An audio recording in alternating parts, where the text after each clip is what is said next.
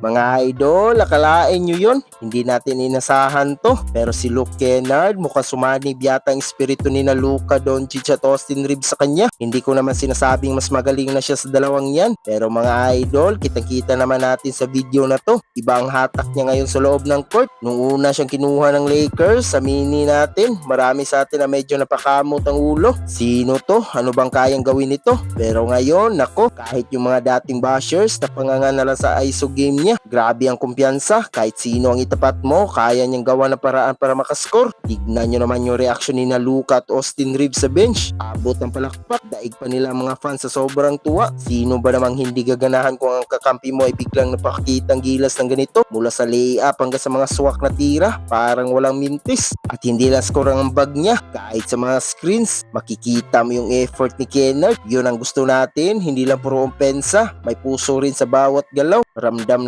mo na gusto talaga niya manalo ang team. Isipin nyo, 42 minutes siyang naglaro sa laban na to. Ang tibay ng tuhod, parang hindi napapagod. At ang pinakamatindi rito, na-trade lang siya kapalit ni Gabe Vincent at Air. Parang nanalo sa loto ang Lakers doon. Sulit na sulit bawat sentimo. Kaya kayo mga idol, ano sa tingin nyo? Tuloy-tuloy na kaya pagiging clutch ni Luke Kennard? Comment nyo naman sa baba ang opinion nyo. Huwag kalimutan mag-like at subscribe para lagi ko yung update sa mga kwentuhan basketball. Hanggang sa muli, peace out!